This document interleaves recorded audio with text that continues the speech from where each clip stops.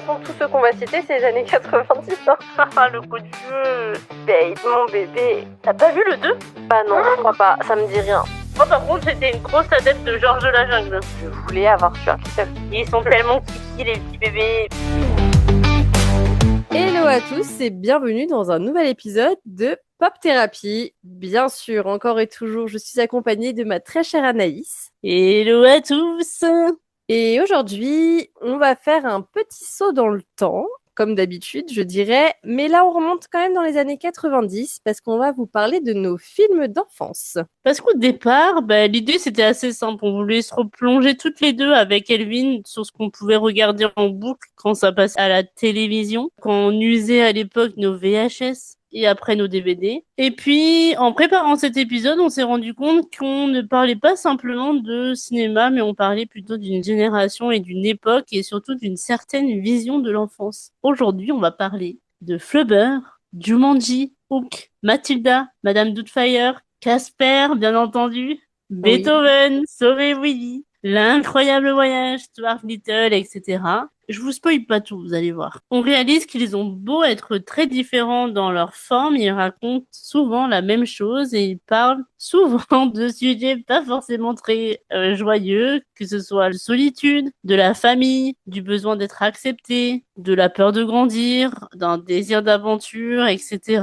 Et cette sensation propre à l'enfance qui est d'avoir l'impression que le monde est immense et mystérieux. Oui, c'est vrai. Et ce qui est frappant, c'est qu'à l'époque, on regardait ces films un peu comme des aventures extraordinaires. Et aujourd'hui, en les revoyant adultes, on découvre des récits qui sont quand même beaucoup plus profonds que ce dont on pouvait se souvenir. Et j'ouvre le bal. On va partir sur les films qui comprenaient que l'enfance n'est pas toujours heureuse. Alors quand on pense à l'enfance, on imagine souvent une période plutôt simple, légère et insouciante. Et pourtant, il y a des films qui nous ont marqués et qui racontaient souvent exactement l'inverse. Ils reconnaissaient l'enfance peut-être comme une période de solitude, d'incompréhension et parfois même de souffrance. Je pense que le plus bel exemple, c'est Mathilda. Oui.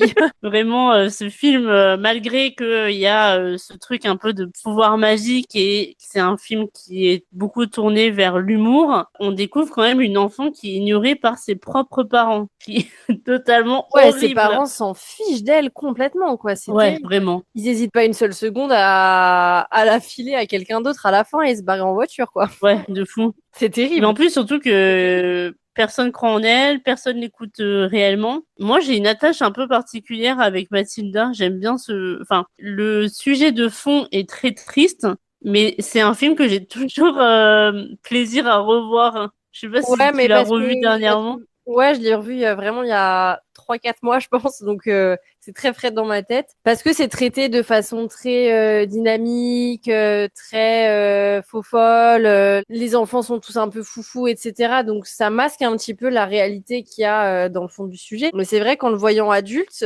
tu te rends compte que pas foufou les parents quand même, hein. C'est pas que ce film, alors il m'avait jamais mis mal à l'aise, mais j'étais toujours un peu interrogative de comment tes parents peuvent te rejeter à ce point, tu vois. Ouais. Bah ouais, c'est sûr, hein, mais c'est pour ça que je pense que quand on est enfant, on voit pas forcément ça au premier plan, on le capte, mais c'est pas ce qui nous laisse un souvenir, mais c'est en le voyant adulte qu'on se dit, mais waouh, abusé quand même. Mais pour le coup, moi, j'ai des scènes très marquantes Tu vois, Mathilda, ça fait un petit moment que je l'ai pas vue et je peux te décrire 2, 3 scènes qui m'ont vraiment... Je les rattache immédiatement à Mathilda, quoi. Il y a la scène avec le gâteau au chocolat. Oui, bien sûr. La scène où elle prend la petite avec les tresses Oui, pour la et faire qu'elle la voler fait là. tourner. Ouais, Et j'ai aussi la scène avec les chocolats volants. ouais. Oui, oui, dès que ça touche à la bouffe, ça nous marque, hein. Je sais que parfois, il passe à Noël Mathilda sur la 6 ou des trucs comme ça et je prends toujours plaisir à le revoir, quoi. Pourtant, je le connais par cœur. Bon, ça n'empêche pas, hein. Et il y a aussi d'autres films qui abordent cette thématique un petit peu que l'enfance n'est pas toujours heureuse. On a Sauvé Willy, donc il y a notre chère Jessie qui cherche sa place dans un monde où il se sent abandonné et en relation un peu miroir avec Willy, hein. Ceux qui écoutent le podcast savent que le sujet des animaux est un peu compliqué pour moi, mais Oui. Sauver Willy, j'ai du mal à le regarder et même adulte. Ouais, moi j'ai jamais trop accroché non plus. Alors, il y a vraiment une scène qui pas me met mal à l'aise, mais qui pourrait vraiment me faire un peu pleurer. C'est quand il transporte Willy dans une espèce de bâche, là, tu sais. Ouais, bah ouais, je comprends. Mais ouais, Sauver Willy, je le mets même pas dans mon top 10, hein. Non, moi non plus. Et on a un autre, par contre, qui est dans mon top, que je regarde souvent un peu comme un film doudou. Et je sais que toi, tu Oui. aussi. Mais c'est pas la même version, toi. Mais Ah, mais c'est moi le même j'aime autant univers. celui-ci que l'autre, hein. Ah, bon, bah, Ah oui, oui. c'est notre cher Casper. Et que ce soit Casper tout seul ou Casper et Wendy, je les aime tous d'amour, hein. Casper, vraiment, derrière ses effets un peu spéciaux et d'humour, on trouve vraiment un film qui parle du deuil, tout simplement, hein. Et pourtant, c'est amené d'une manière très douce pour un public d'enfants à l'époque. Parce que Oui, je c'est sais fait pas en d'une quelle année façon Casper très soft et c'est très adapté. poétique. Ouais. C'est jamais abordé frontalement, c'est toujours suggéré, ce qui fait que quand on est enfant et qu'on regarde ça, c'est pas le premier message qu'on retient. Mais moi, j'ai adoré ce film. Et je crois que j'avais la cassette, il me semble, Casper, et j'ai encore le visuel de à quoi ressemblait la cassette, Ah etc. ouais, Avec le fond bleu et Casper en haut, là. c'est exactement ça. Par contre, pour ceux qui veulent le revoir, Casper est sur Netflix. Oui, c'est vrai. Moi, je l'ai revu il y a pas Voilà. longtemps, donc ça va. Mais si vous avez envie de Et vous il me faire un semble que petit Mathilda top de aussi est sur nostalgie, Netflix. pas cette version-là, c'est une autre version. Ah oui, parce qu'ils ont sorti une version comédie musicale, non? Ouais, c'est ça. Bah non, Mathilda n'est pas, c'est pas la Non, version, mais attends. Casper, oui. Donc vous avez compris, dans ces films, il y avait vraiment une chose essentielle, c'est que les enfants ressentent des émotions assez complexes, aussi complexes que les adultes, mais ils ne les expriment simplement pas de la même manière. Et en fait, c'est peut-être pour cela que ces films nous ont autant marqués, parce que ça venait peut-être valider des sentiments que nous étions parfois incapables d'expliquer nous-mêmes. Donc on était vraiment sur des films, voilà. Être enfant, c'était pas si cool que ça, malgré qu'il y ait quand même toujours une belle conclusion, parce que Mathilda, il y a une belle fin, Oui. Casper, il y a une belle fin aussi. Oui, Sauver heureusement, on Willy, il avait me semble beaucoup de qu'il... happy ending, hein. Ouais, Sauver Willy aussi, il me semble qu'il est libéré. Ouais, Après, je trouve ça va. que Sauver Willy, pour l'époque, était un peu avant-gardiste, parce que je pense que sur le tournage, l'orque qui a servi à faire Sauver Willy n'était pas forcément très bien traité. Ouais. Mais il y avait quand même cette volonté de remettre dans leur état naturel des espèces qui étaient enfermées. Ouais, après, j'ai toujours du mal avec les films qui veulent dénoncer quelque chose, qui au final maltraitent entre guillemets l'animal pour dénoncer ça, quoi. Mais surtout qu'on a su des années plus tard qu'il y avait eu des gros scandales avec les orques, etc. Et Bah, c'est notamment pour ça. l'orque qui a servi à faire sauver Willy. Et en plus, ils se sont pas arrêtés à sauver Willy 1. Il y a eu le 2, il y a eu le 3, et il me semble qu'il y a même eu le 4. Dans tous les cas, très moyen au niveau de l'éthique animale, quoi. C'est vieux, sauver Willy. 93, hein. Bah ouais, de toute façon, tous ceux qu'on va citer, c'est les années 90, hein. Ah, le coup de vieux. D'un côté, t'as ouvert la partie un peu tristoun, abandon, l'enfant tout seul, etc. Moi, je vais parler d'une partie un peu plus joyeuse, où le merveilleux était partout, parce que l'imagination, c'était une façon de comprendre le monde. Enfin, c'est justement ce qui distingue énormément de films familiaux des années 90, c'est leur rapport à l'imaginaire. Aujourd'hui, on a beaucoup d'histoires fantastiques qui nous emmènent dans des univers entièrement séparés du réel. Et à l'inverse, bah, nous, dans les années 90, c'était plutôt l'inverse. Ils prenaient un quotidien banal et ils le transformaient. On pouvait se dire que ça pouvait nous arriver, quoi. Premier exemple, bien sûr, Jumanji, qui n'est pas seulement un film d'aventure, c'est un film qui montre comment un objet ordinaire peut bouleverser toute une existence. Donc la magie qui surgit dans une maison classique, dans une rue normale, dans un environnement qu'on connaît, exactement comme quand on était enfant et que, tu sais, on s'enfermait pour faire une forteresse, etc., et qu'on a l'impression que tel objet était magique. Enfin voilà. Jumanji nous l'a offert J'adore Jumanji. pour nos yeux d'enfant. Ouais, moi aussi, j'adore. Alors, je sais pas si t'as vu, mais moi, j'ai pas du tout aimé Ah, les reboots qu'ils en ont j'ai fait. détesté les reboots. Pour moi, le vrai Jumanji, il n'y en a eu qu'un seul. Les reboots ont pas du tout la même saveur, hein. Non. Je trouve qu'ils ont voulu exagérer les traits des personnages et les rendre presque trop clichés. On avait Donc, quand même un casting fort hein, dans Jumanji. On a Robbie Williams déjà. Ouais. Rien que ça. Pour moi, Robbie Williams, c'est vraiment le héros des films des années 90. Je pense qu'il n'y a pas un film où il n'est pas là, Bah, quoi. on y Enfin, viendra plus tard, ne t'inquiète pas. on avait les débuts de Kristen Dunst. C'est vrai qu'il était enfant, ouais. Moi, j'adore Jumanji et vraiment, quand ils ont sorti les reboots, j'étais un peu emballée parce qu'il y avait Jack Black quand même en perso principal. Oui, ça aurait pu, mais c'était un Et peu. en fait, je trouve que ça a pas marché. J'ai pas aimé. Non, mais je suis complètement d'accord, je te rejoins complètement là-dessus. Par contre, le film suivant, moi, c'est un film que j'aimais énormément quand j'étais petite. C'est Chérie, j'ai rétréci les gosses. Ça repose un peu sur le même principe. Donc, on a toujours le côté jardin familial qui devient un territoire immense et bah, quand même assez hostile. Parce que, bien sûr, le papa, qui est un petit scientifique, un jour fabrique une machine qui est censée rétrécir ou agrandir les choses. Et puis, par mégarde, bah, c'est des gamins qui sont rétrécis. Donc ils se retrouvent dans leur jardin avec des fourmis qui font la taille d'un dinosaure parce que eux ils sont vraiment Ouais. minuscules. Et c'était justement un film qui nous permettait de nous rappeler à quel point le monde paraissait gigantesque lorsqu'on était enfant. Donc c'est une perspective qui est un petit peu différente de ce qu'on avait l'habitude de voir. Et je trouve que c'était très très réussi. Franchement, j'adore ce film. Mais moi, j'ai préféré, alors je crois que c'est le troisième, Chérie, j'ai agrandi le bébé ou un truc comme ça. Ah ça j'avais moins aimé moi. Ah ouais? Ah ouais, moi c'est vraiment le premier Chérie, j'ai rétréci les gosses. Ah ouais, ouais, tu vois. Mais Là, j'ai aucun souvenir de Chérie, j'ai rétréci les gosses. Pourtant, je l'ai regardé plusieurs fois. Le seul souvenir que j'ai, c'est qu'à l'époque, il y avait une attraction à Disneyland Paris. Oui, c'est vrai. Pareil, tu vois, d'un point de vue bah, de mes yeux d'enfant, quand ils sont rétrécis, les enfants qui sont dans ce jardin, justement, à un moment, il y a une goutte d'eau qui va s'effondrer sur eux et la goutte d'eau est tellement énorme que tu as l'impression que c'est une météorite qui va Ouais. s'abattre sur eux. Et j'ai des souvenirs comme ça super précis de la taille des choses, alors que c'est pas un film que j'ai vu non plus 2000 fois, mais il m'avait marqué, j'aimais trop le voir. Après, on retrouve bien sûr notre classique Flubber, ou encore Stuart Little, ou encore même Genre de la jungle, donc pour en citer, parce qu'on peut pas s'attarder sur tous, sinon ça va durer des plombes. Il y a toujours un peu cette idée que l'extraordinaire peut surgir à tout moment. Donc c'est pas seulement une question de magie, c'est une question de regard. Et c'est vrai que ces films bah, nous invitaient quand même à voir le monde avec curiosité, parce que Flubber, on a cette petite chose toute mignonne qui prend vie, le Ouais.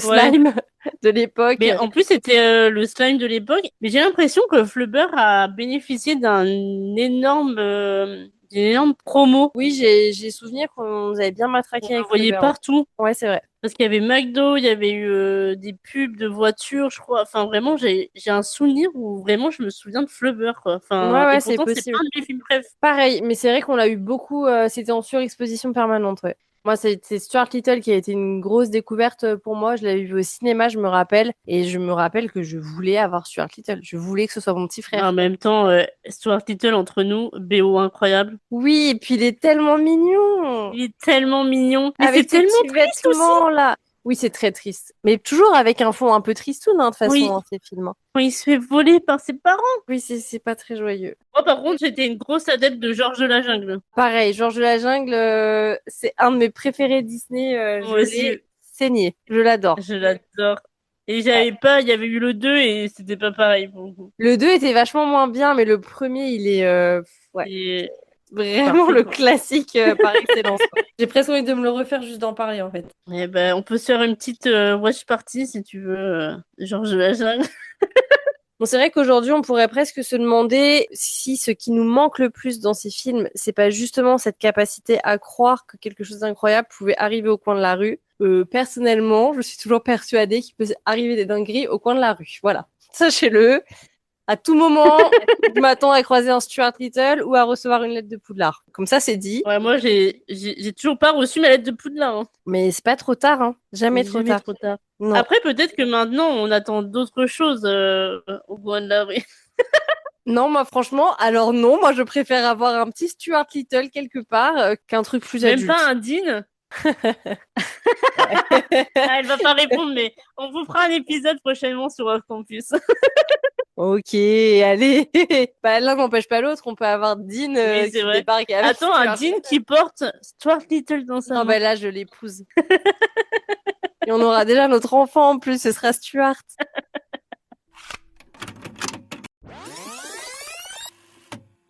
On va passer à la troisième partie. Oui. En fait, ce qu'on aimait aussi dans ces films-là, c'est que les adultes n'étaient pas des héros.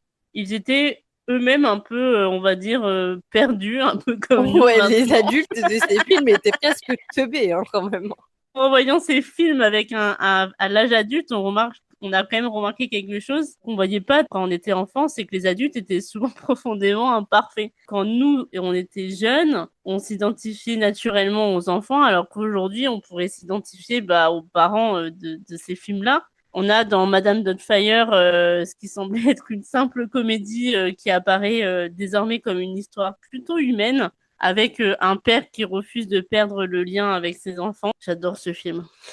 Ouais, moi un petit peu moins, c'est moins ma cam. Mais tu vois, Madame Doubtfire, je l'aimais pas trop quand j'étais enfant et je l'ai revu dernièrement adulte parce que je crois qu'il est passé sur TF1 ou un truc comme ça. Et je me suis dit, ah ouais, il est pas mal en fait. Ben, c'est ce que je devrais faire parce que je l'ai pas trop aimé enfant, mais je l'ai jamais revu adulte. Ben voilà, C'est tu sais ça ce mon que... devoir. Mm. Un nouveau film à mettre sur ta liste. Ouais. Ensuite, on a Hook, aka mon film préféré, je Ouais, j'allais pense. dire Hook, mon Dieu, qu'est-ce que je l'aime. Et c'est Peter Pan, mais qui n'est plus vraiment Peter Pan. On a vraiment cet adulte qui est devenu stressé, débordé, absorbé par son travail et déconnecté de sa famille. Je trouve que ce film, c'est vraiment un véritable voyage.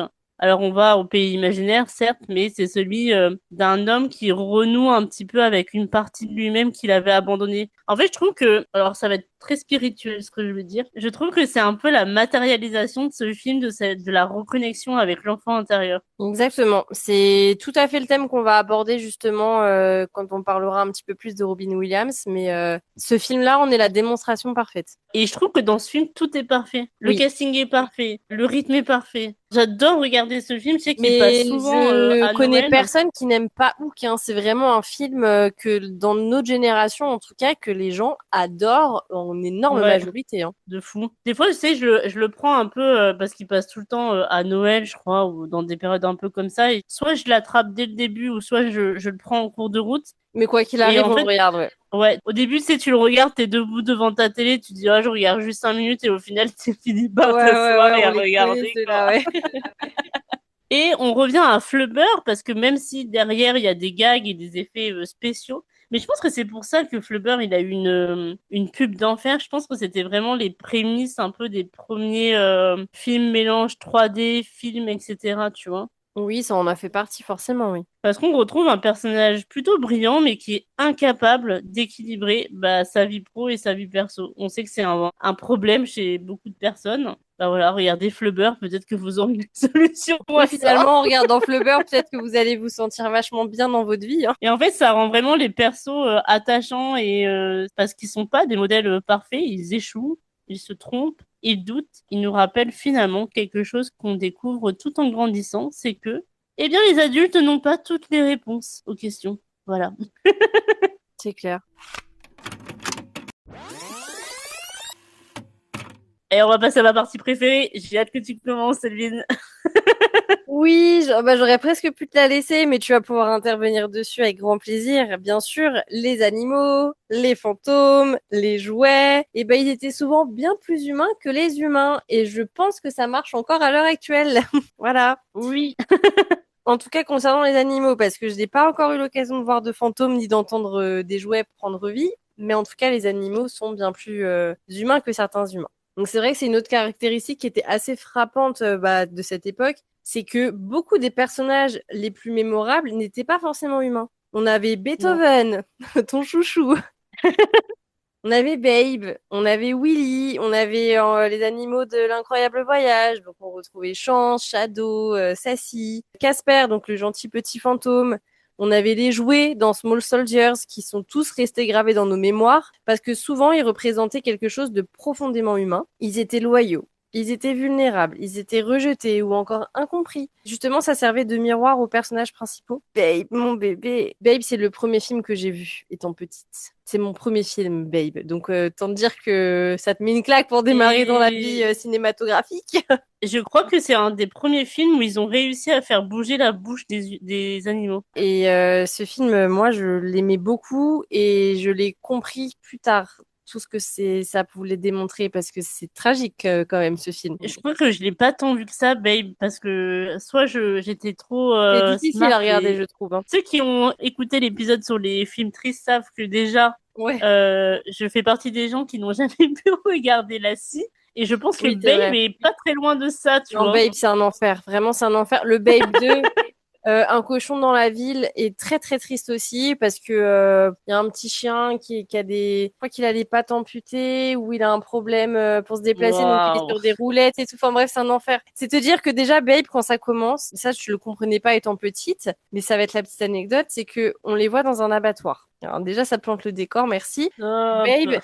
Et en fait, on enlève Babe à ses parents, parce que c'est un bébé, bien sûr, et donc on l'isole. Et à un moment, ses parents partent pour l'abattoir. Enfin, ils sont dans l'abattoir, mais ils partent Ouais, pour le grand voyage, dirons-nous. Et quand j'étais petite, je demandais systématiquement à mes parents, mais elle va où sa maman? Mais elle va où sa maman? Et ma mère, voilà. Donc ma mère, en plus, ma mère qui est végétarienne, donc en mode, ah bah elle va au parc d'attractions là, la maman là. Tu vois, donc voilà. Donc bon, pour revenir à Babe, c'était pas simplement un cochon qui parle, bien sûr. C'est un personnage qui refuse qu'on lui impose une identité. Il aura quand même ouais, une parce sacrée qu'il veut devenir évolution. berger, Babe, quand même. Mais oui, alors que ben, c'est pas censé se passer comme ça. Mais Babe, Il est censé devenir du bacon. ouais, mais il bouscule tous les codes, Babe. C'est un héros. Je l'aime trop. Après, on a bien sûr sauvé Willy, donc on en a déjà parlé. Bah, sauver Willy, c'est vraiment une réflexion. On est en train de rigoler parce que je ne connais pas mes mots en français, mais on est sur des sujets tragiques. Revenons à nos cochons. Haha.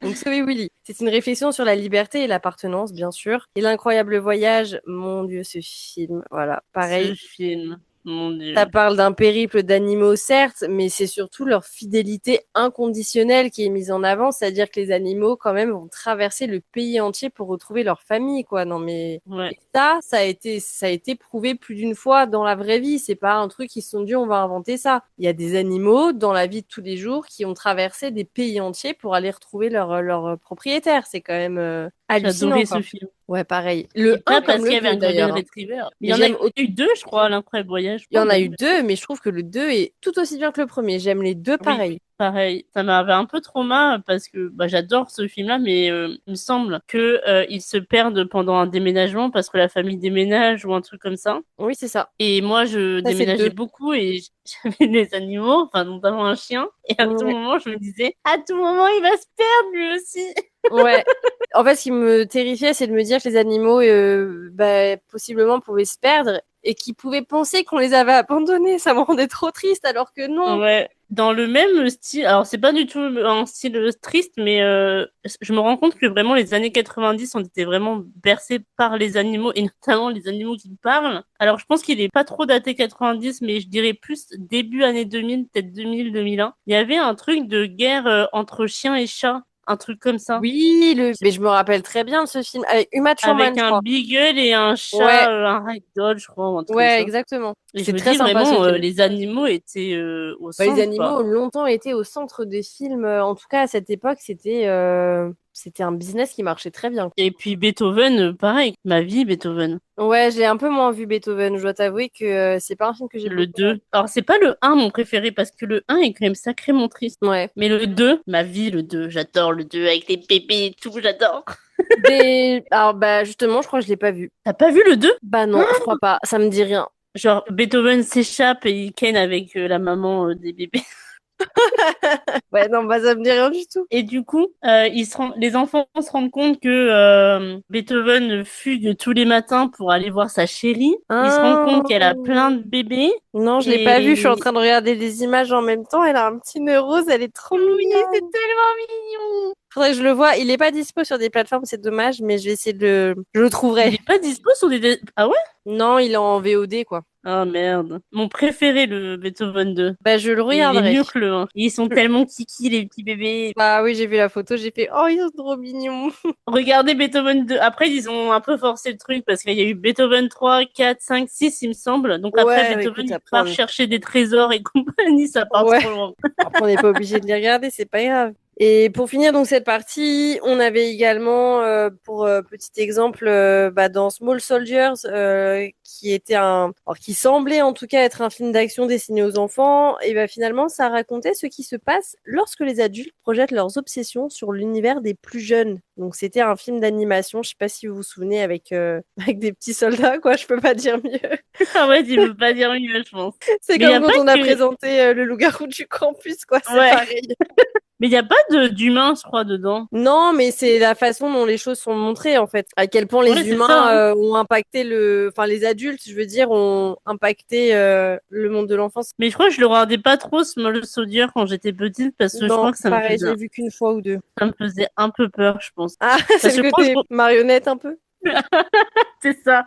Je Ouais. pense que le mec me faisait un peu peur. Et puis, entre nous, j'étais une fille. Alors, même si j'étais un peu garçon manqué, Ouais, c'était pas à forcément vers l'époque, ça que t'allais. c'était ma vie, c'était le Roi Lion et compagnie. Donc, Oui, oui, pareil. C'est vrai que Small Soldier, j'avais dû le voir une fois pour la science à l'époque, et puis ça s'est arrêté là. Donc j'ai pas un souvenir non plus de dingue. Tout ça pour dire que ces films nous montraient souvent que l'empathie consiste à comprendre ceux qui sont différents de nous, et c'est souvent par les animaux qu'on passe ce genre de message. Et c'est sûrement pour ça que ça nous a laissé un souvenir aussi marquant, en dehors du fait que les animaux, ils sont trop kiki.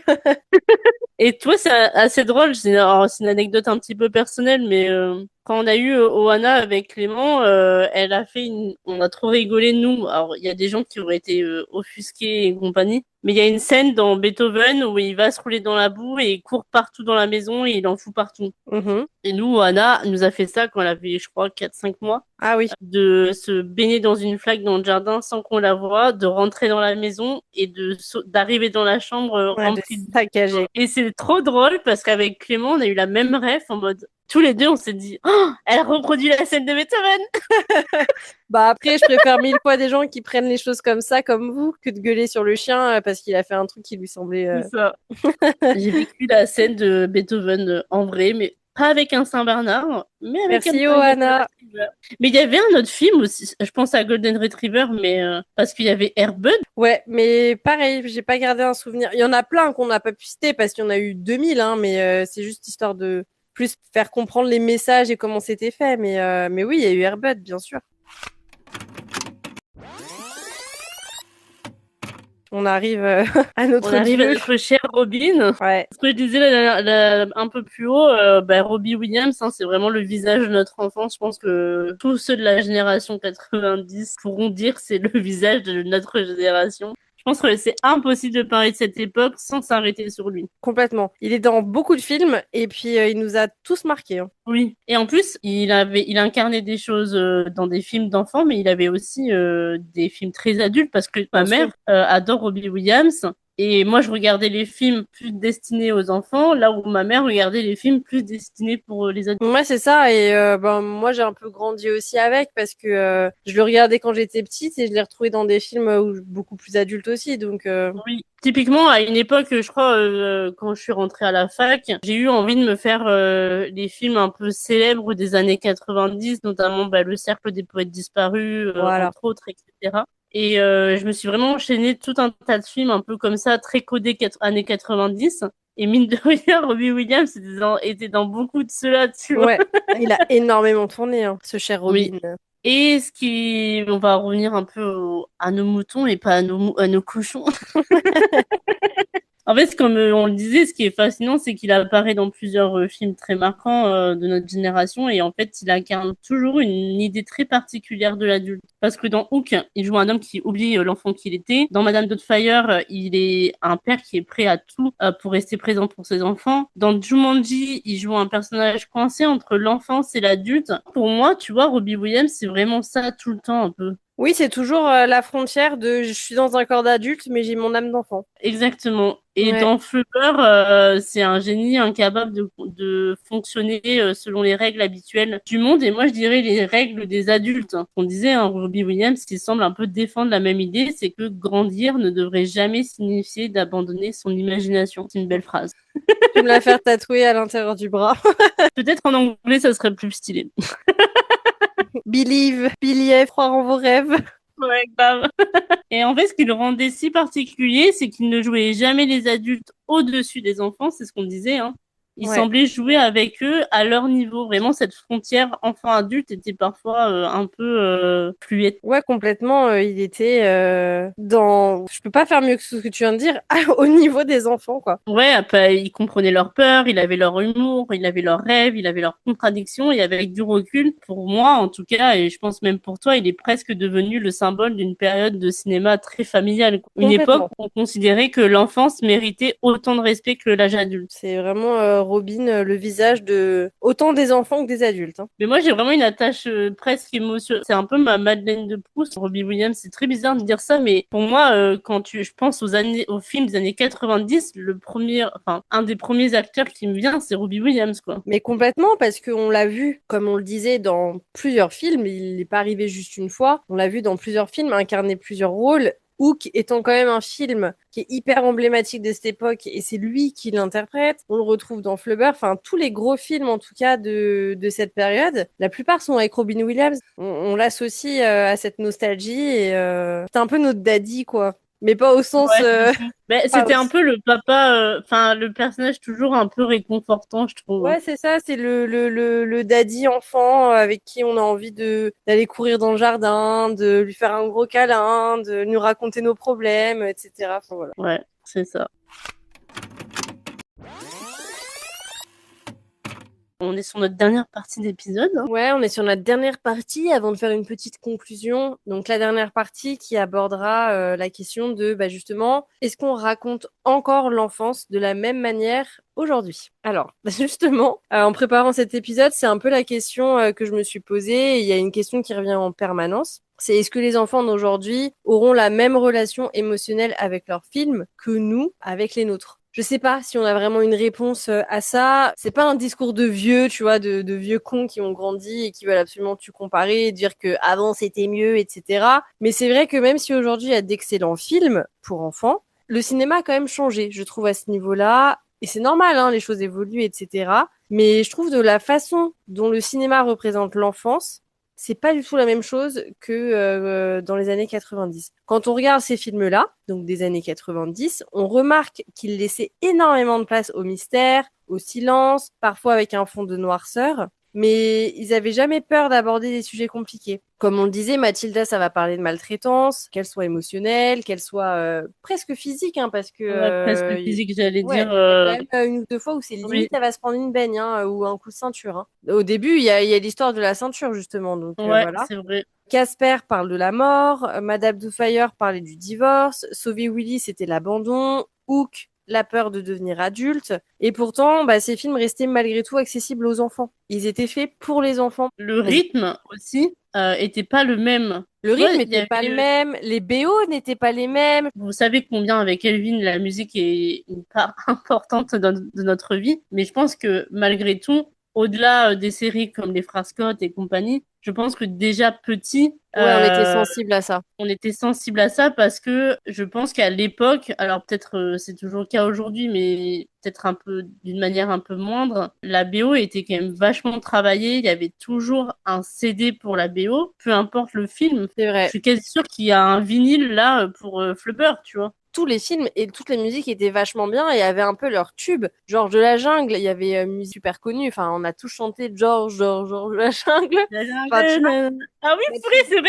mais oui, il y avait toujours des trucs super emblématiques, que ce soit juste les compositions de morceaux qu'on entend de fond, la musique de Hook, on s'en rappelle tous, Oui, les tubes un peu plus chantants. Il y a vraiment la musique qui est associée à ces films et qui, je trouve, leur donne cette importance et ce petit côté particulier qui fait qu'on les aime toujours autant. ça c'est sûr, hein. Bah Puis moi ouais. je te dis, j'ai toujours plaisir à aller Alors je pense qu'il y a ce côté très nostalgie et compagnie, mais j'ai Oui, on toujours a toujours plaisir à les plaisir à les revoir. revoir. Et tu vois, aujourd'hui, je trouve que beaucoup de productions de jeunesse, en tout cas, semblent un peu préoccupées par il faut aller vite, il faut que l'humour, il n'y a pas de temps de pause, c'est toujours blague sur blague. Un peu... Répétitif aussi. Ouais. Les émotions, elles sont certes toujours présentes, mais elles sont souvent juste rapidement balayées. Il n'y a plus de Complètement. silence. C'est pas traité avec autant de profondeur, je trouve. Non. Alors après, peut-être qu'on n'a pas regardé les bons films, mais en tout cas, de moi, ce que j'ai vu dernièrement, mais même au-delà des films, quand tu vois même les dessins animés, on va dire un peu plus modernes, et encore, je trouve que côté Disney, ça va. Le dernier que j'ai vu, c'est Jumper, et il y a quand même ce truc de traiter de l'émotion, il y a des silences, etc. Ouais, parce qu'on est sur une machine qui produit des films depuis toujours pour les enfants, donc ils ont capté le truc, ils ont gardé cette lancée. Mais c'est vrai que sur les nouvelles productions de films pour enfants, j'ai l'impression qu'on est sur quelque chose de soit très bébé, Pas très adulte. soit très adulte, destiné malgré tout à des enfants. Et il y a plus ce juste milieu de films qui Ouais. plaisent autant aux enfants qu'aux adultes et qui apportent des messages aussi bien aux petits et aux grands. Bah, il y a plus de double lecture. Enfin, Non, carrément. typiquement, tu vois, je pense, alors c'est un peu moins les années 90, mais c'est plus années 2000, genre Shrek. Je pensais à Shrek Euh, aussi quand j'ai dit ça. ouais, on est connectés, Lune. Ouais, grave. C'était vraiment, t'avais ta lecture enfant, et quand tu regardes adulte, tu te rends compte qu'il y a plein de trucs un peu graveleux et compagnie, mais Oui, que mais tu c'est vois ça, pas mais quand les t'es enfants enfant, tu vois. riaient, les adultes Ouais. riaient, et chacun retrouvait son humour et comprenait à sa hauteur, et ça, je pense que ça se perd beaucoup. Après, il y a une autre différence importante concernant juste l'aventure elle-même, parce que dans beaucoup de films de notre enfance, bah, les héros avaient une forme d'autonomie, alors qui paraît totalement irréaliste maintenant dans nos yeux d'adultes, parce que typiquement, les enfants de Jumanji, ils sont un peu livrés à eux-mêmes. Oui, c'est vrai. Ouais. Mathilda, comme tu le disais en début d'épisode, ses parents, pour l'adoption, ils signent en deux. Moi, j'ai un film qui me vient en tête. Alors, on en a pas parlé, mais c'est Richard au pays des livres magiques. C'était un peu la mode à l'époque de mêler. Alors, je sais pas comment le décrire, mais le dessin animé avec le film. Donc, t'avais Oui, une oui. partie Une film partie et une animée, partie une dessin. partie Ouais. réelle, ouais. Bah, pareil, il reste à la bibliothèque, je crois, jusqu'à 21h. Un truc, un Oui, bah truc les enfants, oui, les improbable, tu parents vois. étaient inexistants, voilà, c'est les enfants, mais c'est parce que c'est les enfants qui étaient les Le protagonistes héros, du ouais. film, mais voilà, quoi. Mais oui, Et en c'est fait, on vrai. est vraiment dans des univers où les adultes, bah, ils contrôlent pas. Et alors oui, ils prennent des initiatives, ils se trompent, mais les enfants, voilà, découvrent un peu le monde seuls. J'ai pas l'impression que ça se fasse beaucoup maintenant, en tout cas dans ce que moi j'ai vu de films qui sont sortis. Mais puis même, alors ça va faire vieille conne, mais on n'a plus des films comme Hook et compagnie.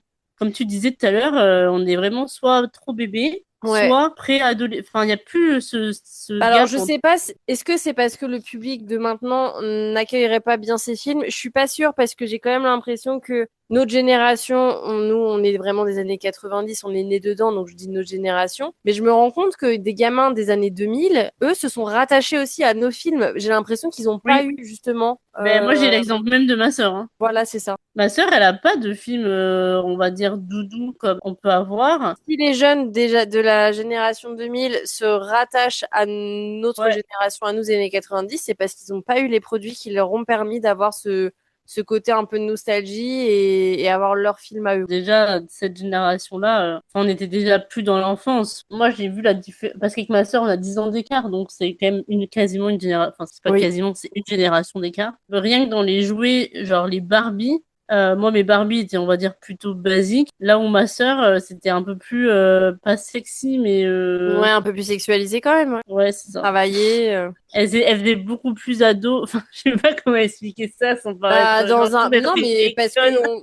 Parce que, en fait, on va pas se mentir, la génération 90, c'est la dernière génération qui a vécu leur enfance comme des enfants. Moi, quand j'étais au Oui. collège, j'étais une enfant. Les filles qui sont au collège depuis les années 2000 sont des jeunes femmes. Et à partir de là, tout s'est accéléré, en fait. Donc, Et forcément, moi, je sais pas si ça te le fait, mais moi, quand je passe devant des collèges ou même lycées, j'ai l'impression que les meufs, elles sont plus vieilles que moi. bah, c'est ça. Les filles, elles ont 12 ans et elles en paraissent 20. Donc je On pense qu'il y est, a eu un on vrai est des saut vieilles dans le connes. temps. Non, on n'est pas des vieilles connes, on réalise, enfin, c'est une réalité, hein. Je pense qu'on n'est pas les seuls à penser comme ça. Ça veut pas dire que c'est pas des enfants dans leur tête ou autre, mais il y a eu une accélération de vouloir devenir adulte qu'on Oui. n'avait pas forcément nous en étant enfants. Non. Je pense que même les centres intérêts que nous, on avait, genre, admettons, à 10 11 ans, aujourd'hui, il n'y a plus du tout les mêmes Ouais, centres mais parce d'intérêt. que justement, nous, on nous proposait des choses qui nous montraient que c'était cool d'être enfant. On avait des films qui montraient ça, on avait des jouets qui montraient ça. Oui. Là où les 2000, on leur montre que c'est cool d'être adulte et que c'est cool de se maquiller et que c'est cool de sortir avec ses copines, etc. et d'avoir un téléphone. Donc forcément, ce qu'on nous propose te donne pas envie de rester enfant, t'as envie de grandir trop vite. Bah, de toute façon, moi, je le vois hein, quand je scrolle sur